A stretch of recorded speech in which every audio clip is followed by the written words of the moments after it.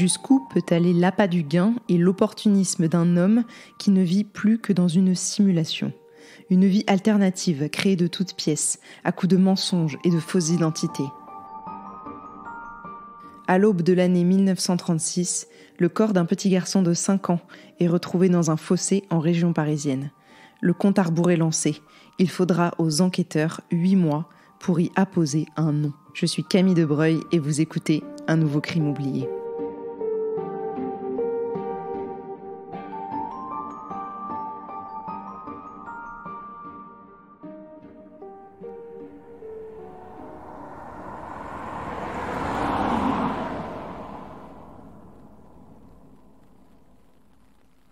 Nous sommes le 1er janvier 1936. C'est le premier matin de l'année et même la région parisienne est encore endormie. Seules quelques voitures viennent casser le silence ambiant. C'est un hiver glacial et la chaussée est glissante car il tombe une pluie dense. Malgré ça, le père Jarzalé, 67 ans, bien sonné, marche comme chaque dimanche matin.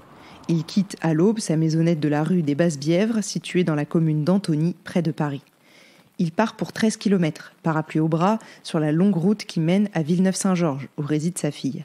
Sur son chemin, il passe chaque semaine par les mêmes étapes clés, la ville de Fresnes, le carrefour de la Belle Épine, où s'élève aujourd'hui un centre commercial, Orly et la Faisanderie.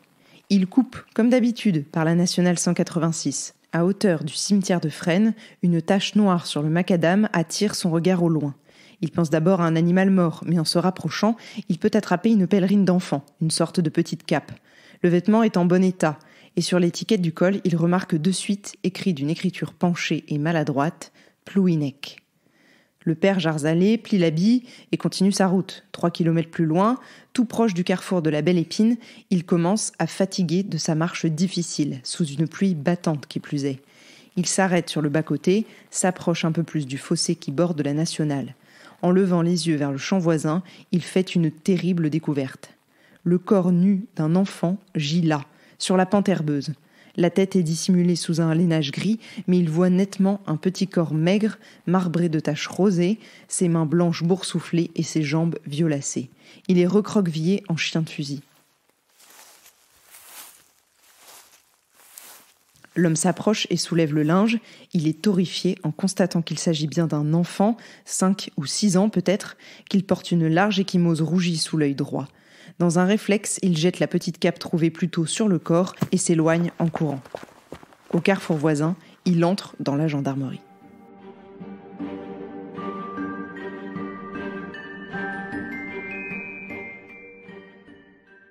Le père Jarzalé trouve à la gendarmerie le maréchal des logis, le chef Bigot et 2 de ses hommes en service en ce 1er janvier. Très rapidement, ils se rendent sur place et constatent qu'il n'y a à proximité aucune trace de lutte. À une quinzaine de mètres du petit corps, des détritus s'amoncellent, mais rien de plus. La police, elle, arrive à 9h, en même temps que les hommes du parquet. Monsieur Guillaume, le commissaire divisionnaire, prend les choses en main. Comme ils n'ont rien d'autre, ils s'intéressent au cadavre. Le décès remonte à 5 ou 6 jours, au moins. Sur le corps, ils notent des marques évidentes de coups, à la joue droite, à l'épaule, au bas-ventre et sur la hanche droite. Les mains et les pieds sont tout gonflés, saponifiés comme disent les médecins légistes, typiques des corps qui ont séjourné dans l'eau ou dans des endroits très humides. Les cheveux sont mouillés, mais pas étonnants vu la météo. Les premières conclusions des enquêteurs sont très rapides. Une brute ou un rôdeur a dû tomber sur le petit, le rouer de coups et dissimuler le corps dans une buanderie, dans un bidon d'eau ou simplement sous la terre, en attendant de pouvoir s'en débarrasser là, sur le bord de la nationale 186. Les enquêteurs de la gendarmerie et de la police de Choisy se contentent de soulever une paupière, de noter la couleur des yeux, marron, puis de recouvrir le corps en attendant le médecin légiste, le docteur Paul. En attendant, ils commencent une enquête de voisinage. L'enfant n'a sûrement pas été tué sur le bord de cette route très fréquentée. Peut-être a-t-il disparu dans l'une des villes alentours, Fresnes, Rungis ou Choisy-le-Roi. Il y a meilleure façon de démarrer l'année que de voir débarquer les commissaires devant sa porte, mais les locaux sont catégoriques, ils n'ont rien vu, rien entendu non plus. Ils fêtaient la nouvelle année pour la plupart, se sont pourtant couchés tard, mais rien. Une seule certitude ressort de ces interrogatoires préliminaires, le corps de l'enfant n'était pas là la veille, on l'aurait vu, c'est sûr. À 11h, la paperasse se mêle de l'enquête et le juge d'instruction Pagès dresse le premier procès verbal. Le docteur Paul ne peut que conclure que l'enfant n'est pas mort de mort naturelle. Il est nu, on l'a donc dévêtu avant de s'en débarrasser. La pèlerine retrouvée plus tôt par le marcheur était-elle à lui ? Il y avait bien un nom inscrit dessus, Plouhinec, mais rien ne permet d'affirmer que le vêtement appartient bien à cet enfant. Rien. La question qui obsède, c'est qui est cet enfant, probablement tué la nuit de Noël et qui n'aura pas vu débuter l'année 1936. Car n'oublions pas que nous sommes en 1936. Nos réflexes contemporains nous poussent à vouloir directement utiliser l'ADN, et même aujourd'hui des techniques d'ADN croisées qui pourraient nous permettre de retrouver un parent de la victime pour l'identifier. En 1936, rien de tout ça. Il va falloir faire un long travail d'enquête. Pour connaître l'identité de la victime, les équipes de police mettront donc 8 mois.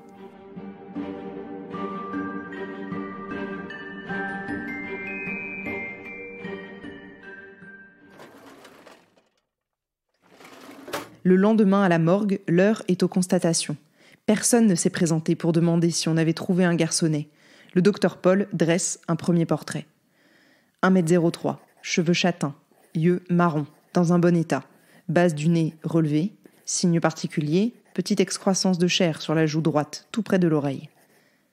À l'extérieur, la presse s'est empressée de s'emparer de l'affaire et offre une piste aux curieux.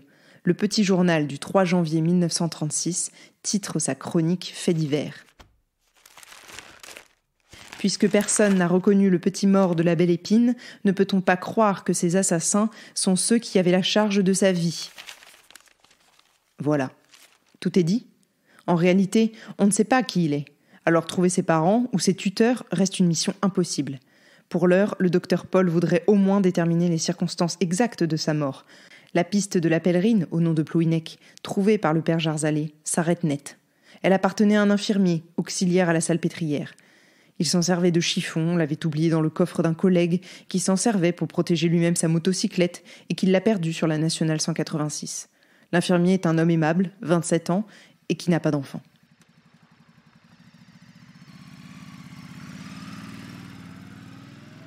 Les enquêteurs n'ont pour ainsi dire aucune piste.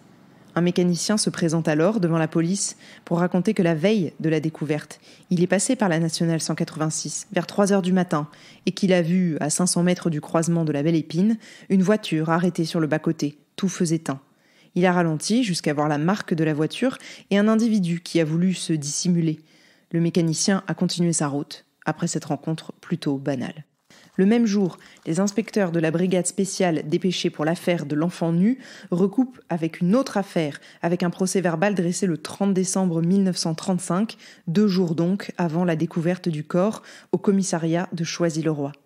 À 19h30, un passant a apporté aux agents un manteau d'enfant, bleu marine à boutons dorés, plié et noué dans un cache-nez. La brigade spéciale constate que la taille concorde avec celle du petit mort, mais rien de plus. Avec l'accord de la gendarmerie et de la brigade des Sceaux, commandée par le capitaine Dorin, elle décide de diffuser largement une photo agrandie et les yeux ouverts du petit corps retrouvé dans le fossé. Les inspecteurs y joignent un signalement complet et diffusent le tout dans les établissements susceptibles d'accueillir des enfants. À partir de là, les enquêteurs n'attendent qu'une chose, qu'un voisin, un ami ou un professeur se demande un jour « Mais qu'est donc devenu le petit untel que l'on ne voit plus avec ses parents depuis la Noël ?»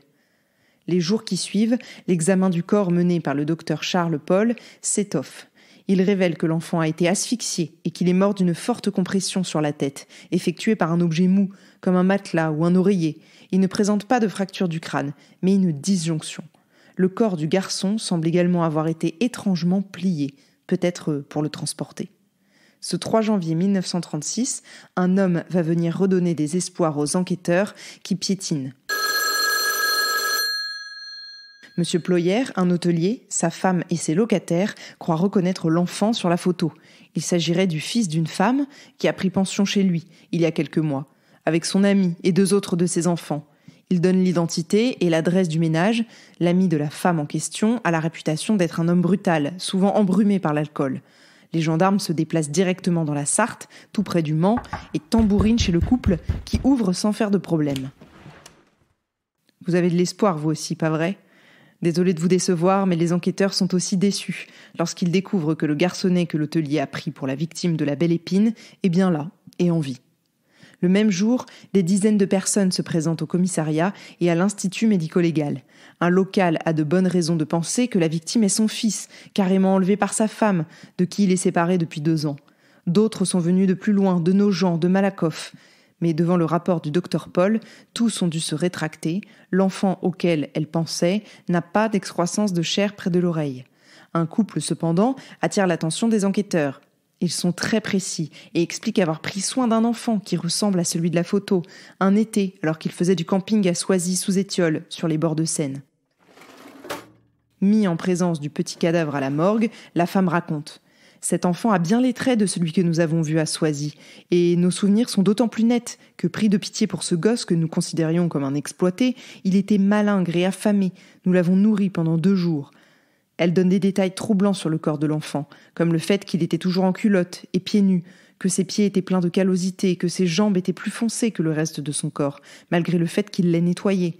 Bingo, le petit cadavre de la belle Épine a les jambes plus foncées que le buste et les pieds abîmés. Au couple, il avait raconté qu'il venait du Nord, que sa mère était morte à Dunkerque. Dans la roulotte du camping, 2 hommes, et lui, l'enfant qui dort avec le chien, sous la voiture. Les 2 roulotiers ne sont pas retrouvés. Quand on n'a pas de piste, pas de suspect, pas même un début d'explication, à quoi les enquêteurs peuvent-ils bien se raccrocher ? Dans cette affaire, l'enfant nu de la belle Épine ressemble à tous les enfants disparus du pays. Les faux témoignages s'enchaînent et les pistes se recoupent pour terminer sur une impasse la plupart du temps. Pourtant, bientôt, début janvier 1937, la police aura bien un nom à se mettre sous la dent. La véritable identité pour ce petit garçon ? Peut-être. Pour le découvrir, je vous invite à écouter le 2e épisode de cette affaire consacré à l'enfant nu de la belle Épine.